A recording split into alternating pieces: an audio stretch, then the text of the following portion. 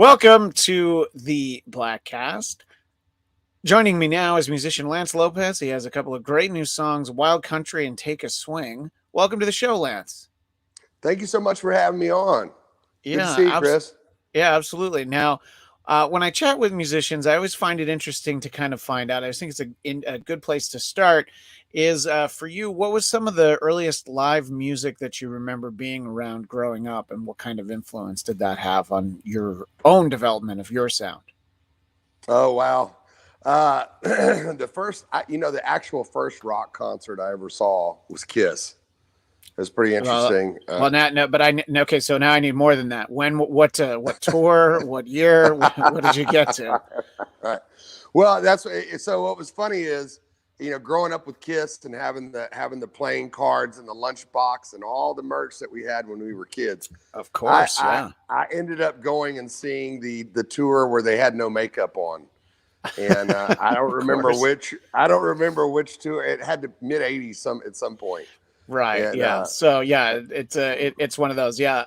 I'm just the age I was. The first time I saw them was in 1990, and that was in the prime of the okay, no makeup era. Great. right, I mean, but they're I'll talk all day about Eric Carr, who was their drummer at the point. He was just killer. amazing, and the Yes, he band was was. fantastic. Bruce Kulick's still great. He's out there with Right, Grand Funk Railroad for like 20 years. But right. yeah, that's the first concert I've ever seen. My audience knows this, but I saw Alice Cooper, and then a few months later, I saw Kiss. Right. I saw Aerosmith. So it was like all downhill after that. Sort of like I'm like, oh, I guess Right. every show is like this. Is this big, bombastic performance, and then you see somebody. It's like a little more laid back. But so going to a huge rock concert like Kiss, I mean that it's very well documented that even people that don't go into that kind of music, like Garth Brooks, of course, was a huge Kiss fan, and Wow. anybody who's seen him understands that he approaches putting on a show in a way that Kiss would. And, let's see if how loud we can make it, how bright we can make it for people in the back. What did that do for you in thinking like, oh my God, what do I need to breathe fire? Do I need to spit blood? What did that do for you in terms of not even so much the sound, but just in terms of what is expected from a performance? Right. Well, yeah, it definitely set the bar as far as that was concerned, as like with concerts. But oddly enough, what was so funny about it was going there as a kid and seeing them with no makeup. Yeah. I actually cried and like threw this giant tantrum because I was like, "That's not Kiss." Where's Ace? I was like freaking out. Where's the spacesuit guy? Well, that's part of the problem too. Is like they went out on the first tour that they did without makeup was for their album "Look It Up," and they had Vinnie Vincent at that point. Right. But a lot of the local promoters, the advertising would be the band in makeup with Ace Frehley. So then these guys come out. Obviously news traveled in a completely different way in 1983. So you didn't necessarily walk into the arena knowing that you were going to see this band with no makeup. So you're like, what is this? That's right. Why are these dudes playing, Love Gun, Right. Yeah. So I can see that, that being upsetting. I had sort of the reverse effect when I was a little kid. Kiss appeared on a show on PBS called 321 Contact, and they were doing something about lighting. It was like about lighting and dealing with stage lighting. I was terrified. Like seeing these demons in the flesh was very frightening. But obviously, there's only one Kiss. So as you're finding your own sound, what, just from a musical standpoint, what were you listening to a lot? What did maybe you have on, around the house as a kid?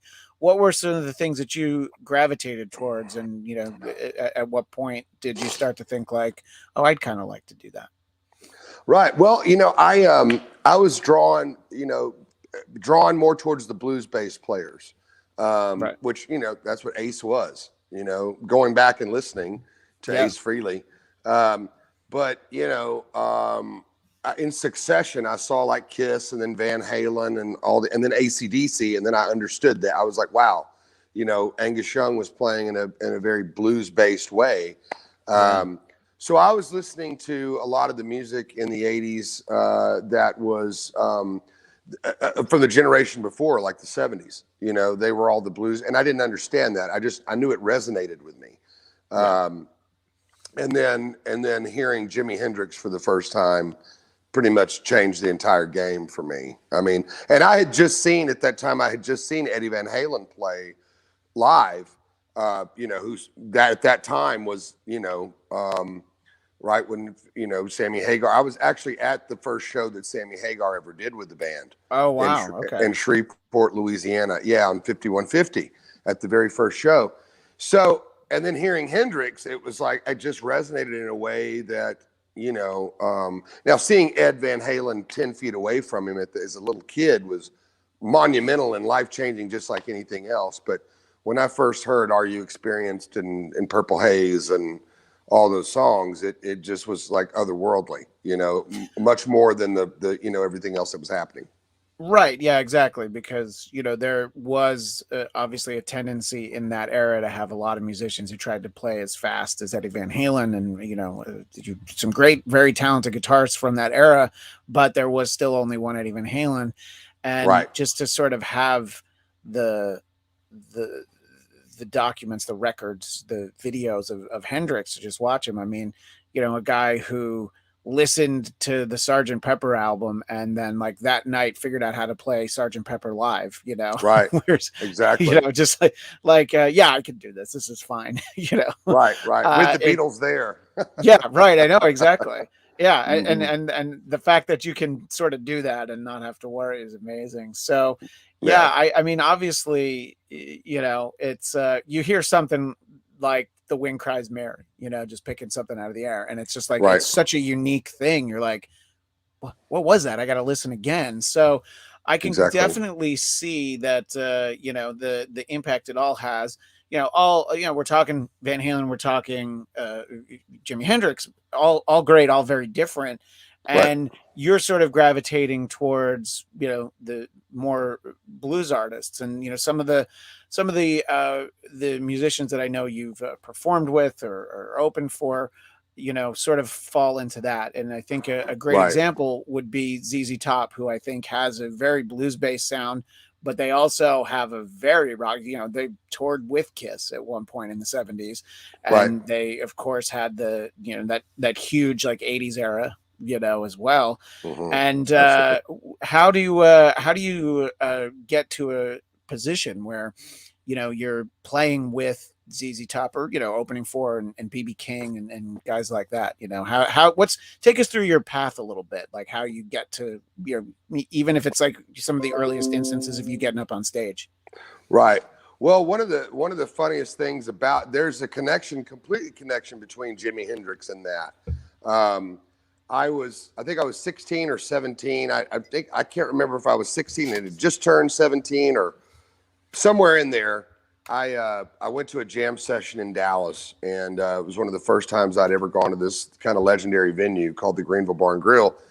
And I got up to sit in and play, and I did a whole set of Hendrix songs to the best of my ability, of course. I did like Purple Haze and the whole thing, Foxy Lady, Voodoo Child, And oddly enough, Billy Gibbons was next door having dinner.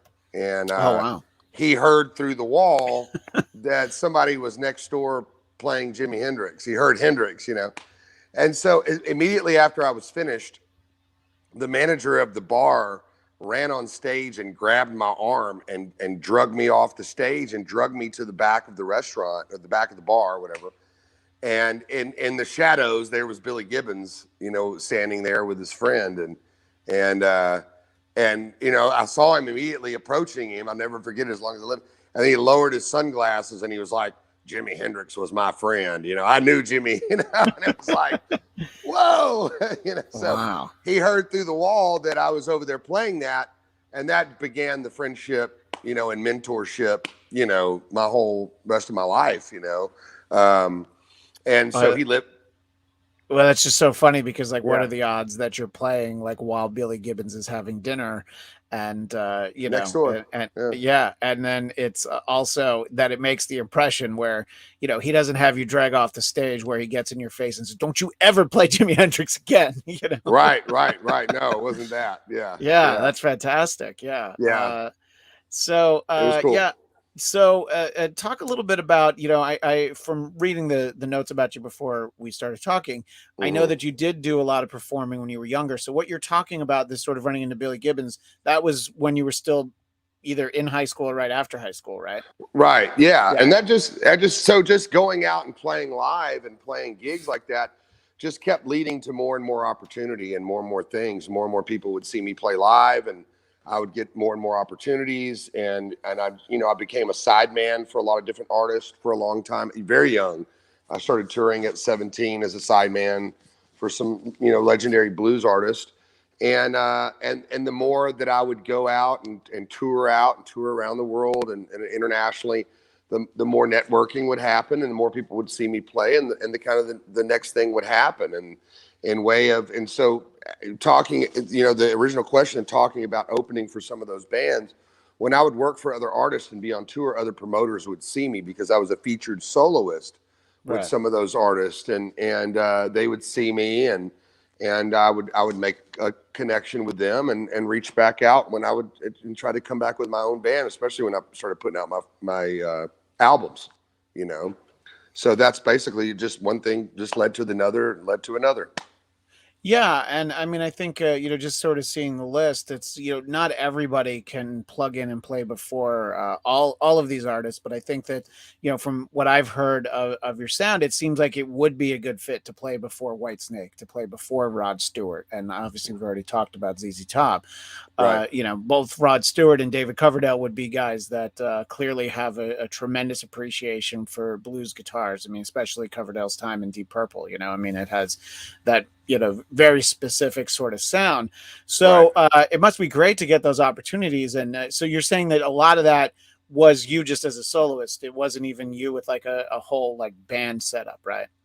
Yeah, I would go out with my band, and Oh, okay. and those two artists that you mentioned were two of the best I ever worked with. I mean, two of the greatest singers, number one, and Yeah. two of the most just unbelievable English gentlemen that I've ever met in my life. I mean, both Sir Rod Stewart and Yeah. Right. and David Coverdale were both just, I mean, welcoming, loving, genuine, kind, caring, like supportive, encouraging. I mean, it was unbelievable.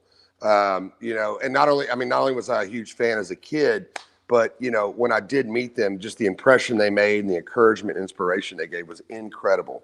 So, but yeah, that's how that would work out. We worked with some promoters that were booking us in Europe, and that's usually where things really kind of took off for me early on, was overseas, and Oh, in, okay. in, in Europe was definitely a market that was really good for me, especially, and it always has been good for the blues and kind of blues based music. Um, but it really that's really how it happened. It just was working with those promoters and just having those opportunities, and being able to go out in front of those bands and really just play as hard as I could. Yeah, and I would imagine that anybody who has sort of that influence and celebrates the blues in the way that you do and the way you did, getting to meet somebody like BB King, that must have been just sort of like, obviously it was past the time where you could have met Hendrix, but it was almost like if there were a Mount Rushmore, it was like BB King came right off of it and was like, hey, nice to meet you. Absolutely. I mean, absolutely. BB King was the best. I mean, he was the greatest, and I loved BB to death. And I'd go hang out with BB at his shows whenever he was in town or wherever I was close by. I could always show up and go see BB, and he was unbelievably encouraging. And I just there's not enough good things for me to articulate about BB King and how supportive and loving he was. Sure. In the live chat, our friend Dominicus Saxon compliments you, says Lance is someone who bet on himself and one. I think that's a nice comment. How Nice. supportive were your family about you getting into music? That's one of those things that can kind of go any which way. You have people who are like, I mean, if that's what you really want to do, but it's going to be a tough life. Were they supportive, or how did that go for you? Yeah, my dad was super supportive. My dad was Yeah. mom was like, mom maybe not so much. She is today, but Yeah. as a kid it was a little rough. But my dad was the one who really supported music. He was pretty good friends with Elvis Presley. Okay. They were in the army together. They knew each other actually in Louisiana before the army, and then when they ended up being stationed at the same place in Germany, so then they were just like lifelong bros after that. Wow. Yeah. So, as a matter of fact, I was born, I think, the month after he passed away, and that December, my entire family was going to see Elvis. He was coming to town and meet him and hang out, and that was the first thing my mother said when he passed away was that I was still in the womb. She was Yeah. about Yeah. to have me, and she was like, he's not gonna. I wasn't gonna be able to meet him, and Oh like wow. Yeah. so. It was so he had that friendship. So that was one of the reasons he didn't play himself, but he was friends with probably the biggest rock star of all time, and so he really really supported it and was all for it, and he didn't. My dad didn't, in a way, coddle me like some artists, where it was like a dadager or a dad Oh manager, yeah. kind of a like my son, the star. He was very much like go out and play with these other musicians and back them, and get an education in that way, and go out and do it on your own kind of a thing. He supported it, but was like, there was a go out and make it happen kind of a sense that he wanted me to do. Right, but so I'm sure that as you start to have success, I would imagine that he's very very proud of what you were Oh, able to absolutely. accomplish. There'll only be one Elvis, just like there was Right. only one Hendrix, but Right. Right. to be able to go out there and have success as Lance Lopez, that must have felt great. Well, I want to talk to you about these two new songs that I've heard, "Take a Swing" and "Wild Country." Right. They're both great songs. I'm not quite sure what's the best way to tell people to find them. I wasn't sure. I know that people can find you on Instagram at Lance Lopez Guitarist, but if I'm missing a better way for people to find you, please let us know, and then let's talk about those songs. Yeah, I mean, social media is the best way to keep up with us. Definitely on Instagram, Lance Lopez Guitarist, and then Lance Lopez Band on Facebook. Okay. Um, and those two tracks in particular are unreleased as of right now. So those are like, kind of exclusive premiere, previews Okay. that they're out right now. They're not yet released. We're getting ready to release those tracks, and so we're working on an upcoming album that those songs are going to be on. And this is the album you're doing with Joey Sykes, right? That's right. Joey Yeah. Sykes is I've producing the Yeah, album. I've talked to Joey a couple of times, and he's Oh, great. great. Yeah, Yeah. and so talk about getting together with him, and how that process began working with Joey on this new album. Well, Joey and I have worked together for a number of years. He's co-written and written songs for my last record, as well as a band I was in called Supersonic Blues Machine for a brief period. He wrote some songs for those records that I did, and so in the midst of everything, me leaving Supersonic Blues Machine, during the pandemic, and me moving to Nashville, we started to talk about working on a new album.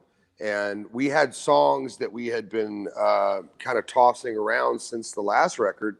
So with the pandemic kind of happening, it kind of thrust me into getting a home recording kind of a setup, and began to start working on those songs. And so that's what we did. Joey started tracking songs out in LA with musicians and different band members, which we have some great drummers on this album, by the way, that we're working on. Some really, really great guys. And started sending the tracks back and forth. And then I would lay down lead guitars and cut vocals in Nashville here. send them back, have them mixed out there. We would, and then they would all come together. Matter of fact, Joey's here in Nashville as we speak right now. We're still recording and working on more material for the album. So we actually just left the studio a couple of minutes ago. Okay. So Joey's here in town with us. We're still recording. So that's basically how the process began. I mean, it all just kind of came about, during the entire lockdown period, and we just started sending songs back and forth and ideas, and began recording at home. And so now that things have eased up, Joey's here now in Nashville. We're recording here currently. So those songs that we just talked about we have some that are finished and in the can. So we're just kind of previewing those and kind of having some sneak peeks at what we're working on. Right. And because you're working on this album, I know that you also have some crowdfunding to That's help right. people, and talk a little bit about how that helps. This isn't something crazy where you're trying to raise a couple $1,000,000. I mean, if people look at it, it seems like it's a very reasonable amount you're trying to get some support for, and how that helps, pay for musicians, studio time, and all that kind of stuff. So talk a little bit about that, and how people can find that. I believe it's at Indiegogo, right? That's correct. Yeah, we have an Indiegogo crowdfund campaign that's happening right now. It's at LL New Album Project at Indiegogo. And yeah, we have some really cool perks on there for everyone that contributes. And in light of what's happened in the last year, the pandemic or whatever, we've experienced a situation where we're doing all this on our own. There's not a label involved presently. The label that I was on made a lot of cutbacks. So, but we still have a lot of fans and friends out there that want to see us live at the safest way possible, as well as they want new music. So we've been getting a lot of those messages. So we kind of just came together and said, what's the best way? We need help. Everyone wants new music. So let's all be involved in this together and offer some really cool perks like house concerts. We have a custom song that Joey and I will write, or the whoever can write with us, and they own the publishing to the song. I mean, that's a really unique situation that I've never heard of that I think would be really cool. No, absolutely. I mean, obviously owning publishing is, like literally just yesterday saw that Bruce Springsteen sold his publishing for $500 million. That's right. And, it's, you hear about it. It's some people with nowhere near that level of, that many records under their belt. People sell their publishing, and just the amount of money that is attached in that. So when somebody has their publishing, that's really impressive. It's a quick anecdote that I think people in my audience might be a little bit bored of me talking about. But earlier in the year, I talked to Don McLean, who of course did American Pie. Right. And for a lot of musicians from that era, the late 60s, early 70s, he's an anomaly. He not only owns his publishing, but he owns all of his masters, and he copywrote the phrase American Pie. So, a guy who is able to have that, you're just like, oh yeah, he still performs because he loves it, not because it's like, oh yeah, let me make a cash run out there. So yeah, right. Whenever you hear about actually owning the publishing, for a lot of the artists we've talked about, guys like Dee Snider of Twisted Sister are able to sell, make so much money because they're like, what am I going to do? Keep this and get little royalty checks, or give a company a big bump. So a lot of this stuff sounds great. I'm going to have to dive into the Indiegogo and see, what some of the amounts are, because I can always use a new theme song for the podcast. And awesome. It'd be great to get together with you and Joey and come up with something. That'd be cool. So people can find that on Indiegogo, and it seems like a great way to really do that. And you hear a lot of musicians doing it, whether look, and you're talking about not having a label right now. A lot of times labels don't want to spend the kind of money they used to. So it's like, yeah, we'll put out your album, but what are you going to, we can't really do much beyond that. And you're talking about being able to get out there on tour. Have you been able to play live much over the last year and a half or so? Are you able to do anything locally there in Nashville, or getting out and playing anywhere on the road at all? We have. We got back from Texas recently. We've kind of started back at the home base area, going back down to Texas and playing, and Mhm. regionally around the South. And so yeah, we have been, to try to play the safest way possible, and Sure. keep ourselves and everyone else safe, and as well as, you know, you're right as far as what the label. We bring a finished product to a label and they put it out. And so also what that is, entails with the crowdfunding is the tour support around it. The promotion of the album as well as the tour support, because we hear from fans in New England or the West Coast or the Midwest that, hey, when are you coming back to New Jersey? When are you coming back to Northern California? And we see those messages. So it's like, in order for us to come back out and for it to make sense, we have to have a new album, and B, have the support and the means to get there and do it, to make it make sense. Yeah, no, absolutely. And you'll also see what so many bands are doing is that they'll plan, well, we've got like 3 weeks of shows, and then we'll kind of see how it goes. And then, we've got another few weeks down the road, just because of a lot of bands are able to tour fairly successfully right now, but you'll hear the stories of ones that are like, all of a sudden, the one of the members on the crew gets sick, tests positive for COVID, then everybody stops down, and just the amount of money that entails. If I saw the Rolling Stones in Vegas in November, and that production, of course, is crazy.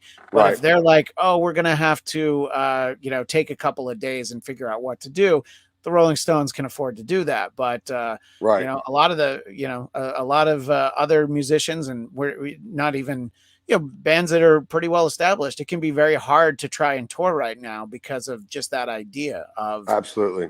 what if we're not able to. I heard the guys in Living Color, who have that great song called The Personality from the late Right. 80s, that they just gave up on touring because it was like too expensive to run the bus and then figure out, like, are we going to make enough money in the next town where it makes sense? And so, I think it's definitely mixed. Here in Los Angeles, it's really the last few months have started to feel at least approaching normal. And, there's a lot of shows. They were very few and far between at one point. But you're talking about playing in Texas. That seems like, you have a lot of bands will do like a tour of Texas. I remember you mentioned Sammy Hagar before. He did a Mm-hmm. Florida tour. He played everywhere he could in Florida at that one point where it seemed like Florida was the only place. Mm-hmm. So, yeah. And I think that's what a lot of times people don't quite understand, so and so, hey, Lance Lopez hasn't been in my town in 5 years. He must hate my town. Well, Mm-hmm. no, it's just I got to get everywhere in between. There have to Right. be promoters who want it, and the business side of it is very important. And it's great to see, to have these options of things like the various crowdfunding sites, but yours is on Indiegogo, and it's great to see that. And there's all the different levels, but as you say, because I read a little description on the Indiegogo page, it's like really whatever people are able to donate, it goes a long way to help, right? Absolutely. Absolutely.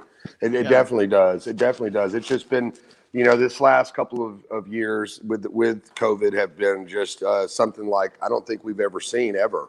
Yeah. So it's been an interesting way to become creative and to try to have everyone involved and to continue to, like you say, create music and to try to go out and play live the safest way possible. You know. Yeah, no, absolutely. So people can find that on Indiegogo. And Right. as we talked about, your Instagram is Lance Lopez Guitarist. And I'm sorry, what was the Facebook? I don't want to get it wrong. It's Lance Lopez Band. Lance Just like, Lopez Band. Okay. yeah. So Yeah. yeah, they can find all that there. And Yeah. so the plan for those songs that I referenced, which our audio listeners will hear a little bit of on the way out of the show, Take a Swing, Wild Country. So the plan is to get those out there somewhat soon, get some of the crowdfunding in place for the album.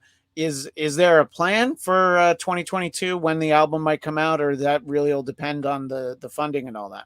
Yeah, it's a lot of it's depending on the funding, and Sure. if we do decide on a label, we're in talks with some people, and we'll see what happens. We're not quite sure yet.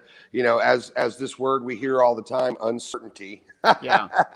But we're definitely talking. We're definitely going to try to have a single out here within the next month or so. Great. So we're definitely talking about trying to have a single out pretty soon. But as far as Yeah. the record, at least hopefully by this summer. Yeah, it's interesting you talk about the uncertainty. When I used to buy concert tickets, I would never opt for the insurance. I'm like, oh, come on, what am I wasting my money for? Now I get it every time. Right. I was looking, Alice Cooper and Ace Frehley are going to play at the Greek Theater here in LA in April, and I was like, it's $11 each ticket, a little extra to have the insurance. I'm like, that is money well spent, because you never know what's going to happen. That's right. April 2022 might as well be, April 30, 22, for Right. what can change. So, to be able to look at things and focus on, just being prepared for really anything. I think that's important, but it's great that, the music will be out there soon. I do love both of the songs, and I hope people are able to hear them and find the album before too long. Lance, I really appreciate you taking the time to chat, and I do hope that we've got more to talk about in the near future. Maybe the album being out, some tour dates, so that those people in New England can finally be like, all right, finally Lance is coming to New Hampshire. Right. He doesn't hate the Granite State anymore. That's right. Exactly. So, Chris, thank you so much for having me, man. I really appreciate it. Thank you. Absolutely. Great chatting with you, and I look forward to talking to you again soon. All right. Talk soon. Thanks, Chris. All right. Thanks again. And that is Lance Lopez. Thanks, everybody.